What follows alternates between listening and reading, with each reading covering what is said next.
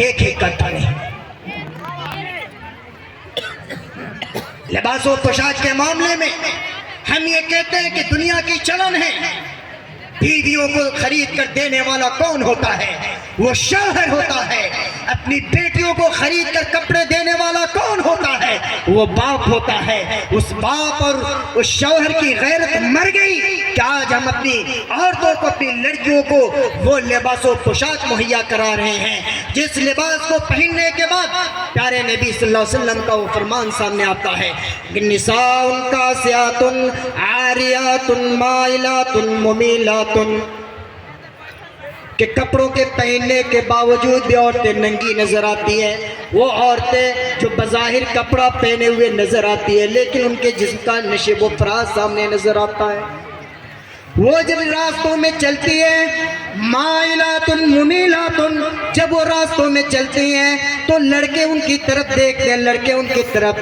Attractive ہوتے ہیں، لڑکے ان کی طرف کھینچے چلے آتے ہیں اور وہ خود لڑکوں کی طرف مائل ہونے والی ہوتی ہے۔ رؤوسہن کاسنمۃ البخت، آج کل جو چوٹیاں باندھتی ہیں عورتیں، یاد رکھیے گا بڑی وعید آئی ہے۔ وہ جو بڑی بڑی چوٹیاں باندھ کر اونٹ کے کوہان کی طرح جو تھڑکتے ہوئے چلتی ہیں، کیا کہا اللہ کے نبی صلی اللہ علیہ وسلم نے؟ لا يدخلن الجنہ ولا یجدن ریحہا، اے عورتوں، ایسی عورتوں کو متنبہ کیا گیا ہے، چتاونی دی گئی ہے کہ ایسی عورتیں جنت میں کبھی داخل نہیں ہو سکتی، اور جنت میں داخل ہونے کی بات تو دور کی بات، ولا یجدن ریحہا، جنت کی خوشبو تک وہ نہیں پا سکتی۔ آج ہم اور آپ اپنا محاسبہ کریں کہ اس باب میں ہم کس قدر غفلت کے شکار ہیں۔ اور آخری 2 پوائنٹ، نوجوانوں میں بگاڑ۔ آج نوجوانوں کو دیکھیں جو اپنی امت کے قیمتی اثاثہ ہوتے ہیں، جو قوم کی ریڑھ کی ہڈی کی حیثیت رکھتے ہیں، آج وہ قوم نشے کی عادی ہو کر، جوا اور شراب کے عادی ہو کر زناکاریوں کے اڈے کو آباد کر رہی ہے۔ وہ نوجوان قومیں مسجدوں کو چھوڑ کر چائے خانوں کو، چوراہوں کو، بازاروں کو آباد کرنے میں مگن ہے۔ پوری رات نوجوان جاگتا ہے، انٹرنیٹ کی دنیا میں اپنی تصویریں وائرل کرتا ہے، اپلوڈ کرتا ہے، فلٹر کرتا ہے۔ آئے میرے نوجوان بھائیوں، چاہے تم جتنا اپنی تصویر کو فلٹر کر کے واٹس ایپ پر، فیس بک پر اور دیگر سوشل نیٹ ورک پر اپلوڈ کر لو، لیکن یاد رکھنا اگر اللہ کی بارگاہ میں تم خوبصورت نہیں ہو تو پھر خوبصورت نہیں ہو، حقیقی خوبصورت نہیں ہو۔ وجوہ یومئذ علیہا غبرا ترہقہا قطرا اولئک هم الکفرۃ الفجرا۔ اے نوجوانوں، اے ریل بنانے والے نوجوانوں، ان اللہ لا ينظر الى صورکم ولا الى اجسامکم ولکن ينظر الى قلوبکم واعمالکم۔ کسی لڑکی کی ریل بنا کر تم اپلوڈ کر رہے ہو، اپنی تصویر یا اپنی ویڈیو بنا کر تم ریل میں اپلوڈ کر رہے ہو، لا ينظر الى صورکم ولا الى اجسامکم، اللہ تمہاری صورتوں کو نہیں دیکھتا، اللہ تمہارے باڈی کو نہیں دیکھتا، وَلَٰكِن يَنظُرُ إِلَىٰ قُلُوبِكُمْ وَأَعْمَالِكُمْ، ہاں اللہ اگر دیکھتا ہے کسی چیز کو وہ تمہارا دل ہے، تمہارے اعمال ہیں، تم نمازی ہو کہ نہیں، تم نماز پڑھتے ہو کہ نہیں، تم روزہ رکھتے ہو کہ نہیں، تم اپنے محلے کی مسجدوں کو آباد کر رہے ہو یا نہیں، تم گھروں میں قرآن کی تلاوت کو اپنا معمول بنا رہے ہو یا نہیں۔ اور اسی طرح سے ہماری خواتین، آپ بھی اپنے آپ کو ان فتنوں سے بچا کر رکھیں۔ آپ کے سامنے حضرت سمیہ رضی اللہ تعالی عنہ کی زندگی اور ان کی سیرت موجود ہے، آپ ان کی سیرت کو پڑھیں۔ اسی طرح سے ایک عورت سے آئی ہے تقریر سننے، اعلان کر دیجئے کہ فلاں مسجد میں پروگرام ہے، عورتوں کا کھانا پینا سب بہت جلدی بنا کر کے مسجد کا رخ کر لیتی ہیں، بڑی غور سے تقریریں سنتی ہیں، اور جب تک تقریر کی مجلسوں میں بیٹھی ہوتی ہیں آنکھوں سے آنسو جاری رہتے ہیں، وہی عورت اللہ کے رسول صلی اللہ علیہ وسلم کے پاس پہنچتی ہے اور کچھ سوال کرتی ہے۔ پیارے آقا صلی اللہ علیہ وسلم کہتے ہیں ازات انت زوج عنہ، اے عورت کیا تم شادی شدہ ہو؟ وہ عورت کہتے ہیں اللہ کے رسول میں شادی شدہ ہوں، میرا شوہر ہے، میرے بچے ہیں۔ پیارے نبی صلی اللہ علیہ وسلم کہتے ہیں فانظری این انت عنہ، کہ عورت تم دیکھ لو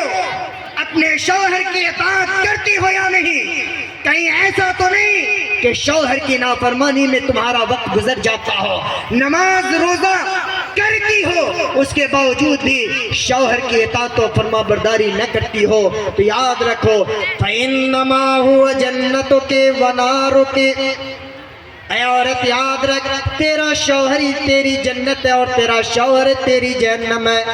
اگر شوہر کے ساتھ اس نے سلوک کرتی ہو، شوہر کو اگر شوہر ہونے کا درجہ دیتی ہو، شوہر کی اطاعت و فرما برداری کرتی ہو، اس کے ذریعے تم جنت کے مستحق ہو جاؤ گے۔ اور اگر تم شوہر کی نافرمانی کرتی ہو، شوہر کے ساتھ برا رویہ اختیار کرتی ہو، تو یاد رکھو لاکھ روزے رکھ لو، نماز پڑھ لو، جو کچھ بھی کر لو، اے عورتوں تم جہنم کی مستحق ہو جاؤ گی۔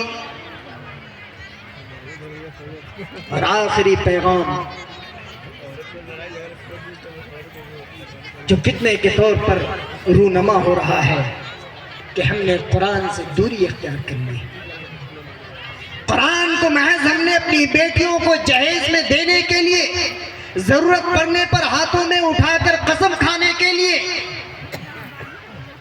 ہی رکھا ہے، یا پھر اس سے بات آگے بڑھے تو لپیٹ سپیٹ کر گردن میں لٹکا لے۔ قرآن کا ہم یہی حق سمجھتے ہیں۔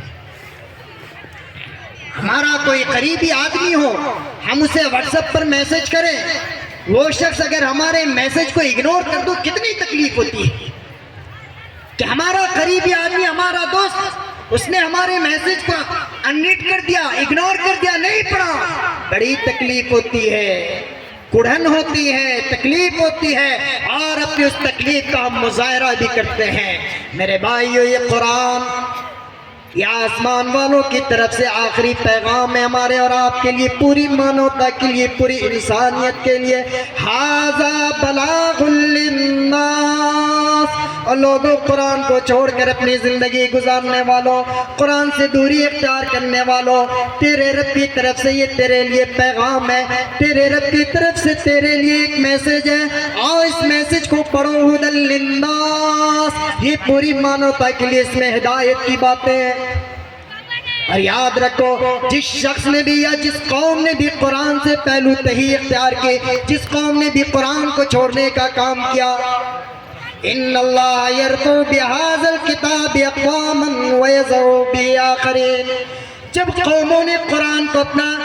اپنا اوڑھنا بچھونا بنایا، جب قرآن سے اپنا رشتہ جوڑا، میرے بھائیوں اور میری ماں اور بہنوں، تاریخ آپ جا کر کے پڑھ لیں کہ قرآن سے جب تک ہمارا رشتہ رہا، دنیا میں سربلند قوم کی حیثیت سے جانے جاتے رہے، اور جب ہم نے قرآن کو چھوڑنے کا کام کیا، قرآن سے جب تک ہم نے دوری اختیار کر لی، پھر ہم اس دنیا کی سب سے ذلیل ترین قوم شمار کیے جانے لگے۔ وہ معزز تھے زمانے میں مسلمان ہو کر، اور تم خوار ہوئے تاریخ قرآن ہو کر۔ قرآن کو چھوڑیے گا، پیارے نبی صلی اللہ علیہ وسلم کل حشر کے میدان میں اللہ کے بارگاہ میں مدعی بن کر آئیں گے اور یہ قضیہ پیش کریں گے، ہمارے اور آپ کے خلاف اللہ کے نبی صلی اللہ علیہ وسلم یہ مدعا بیان کریں گے